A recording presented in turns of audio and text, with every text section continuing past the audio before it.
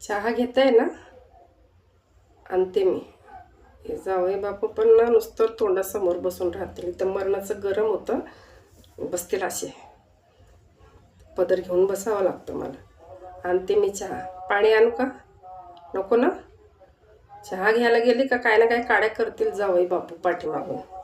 थांबा, मी चहा घेऊन येते. जरा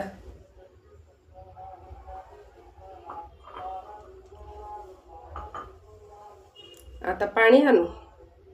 तुम्हाला मागाशी विचारलं होतं ना मी, पाणी आणू का? तुम्ही नाही बोलले आणि आता लगेच बोलताय पाणी आण. यांना काय झालं हसायला काय माहिती. यांनीच काहीतरी हे केलं असेल. पहिला दोघं बोलले पाणी नको आणि आता बोलते जसं पाणी घ्यायला मला 10 कोसावर जायचंय. धरा पाणी.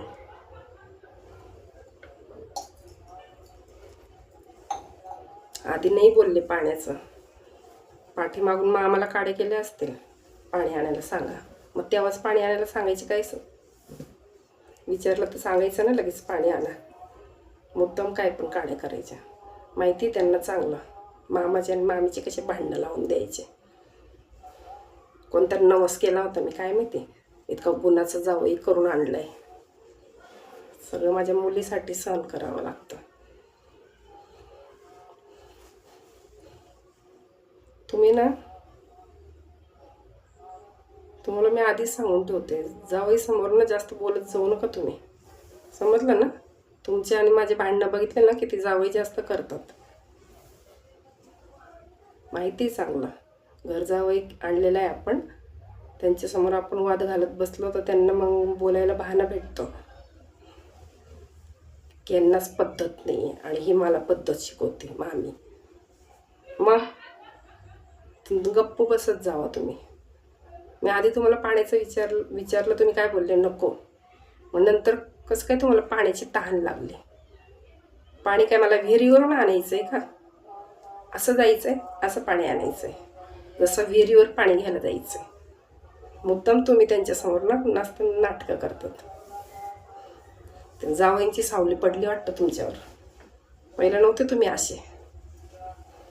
जावई आले ना तेव्हापासून तुम्ही पण लय बदलले. का त्यांना दाखवता वाटतं मी किती रुबाब करतो बायकोवर. मग तसंच ते पण शिकतील. मग ते पण करतील माझ्या पोरीवर रुबाब.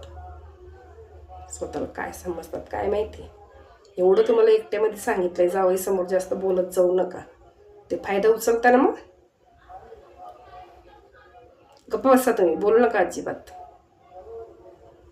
1000 वेळा सांगितलंय. पहिल्यांदा मी विचारलं होतं ना पाणी आणू का, मग तुम्ही सांगितलं का मला पाणी आण करून. मी चहा घ्यायला उठली, चहा आणला तर लगेच तुम्ही बोलताय पाणी आण. मग कसं काय तुम्हाला तहान लागली लगेच पाणी आण म्हणे. मुद्दाम तुम्ही जावई समोर नाटकं करताय. त्यांना दाखवताय मी किती रुबाब करतो बायकोवर. तुम्ही पण करा माझ्या मुलीवर. थोडंसं डोकं असं वापरत जा की. आपण बायकोवर ओरडलं म्हणजे आपलं जावई पण आपल्या मुलीवर असं दादागिरी करेल. काही डोकं चालतं की नाही तुमचं? वय झाले पण सोय नाही आली तुम्हाला अजून. वरतून मला नावं ठेवायचे. ते तर ठेवता पण तुमच्यामध्ये पण काही बदल दिसत नाही मला. म्हणजे त्यांना जेव्हा बघत तेव्हा नुसतं तोंडासमोरच बसतील.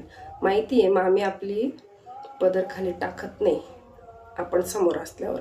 मग थोडंसं बाजूला जाऊन बसायचं का 24 तासच तोंडाजवळ बसायचं का माझ्यावर लक्ष देत बसतात काय नाही. ते हळू बोला. ते भिंतीला कान लावून ऐकत असतील. तुमचे सारखेच आहे ते हुशार.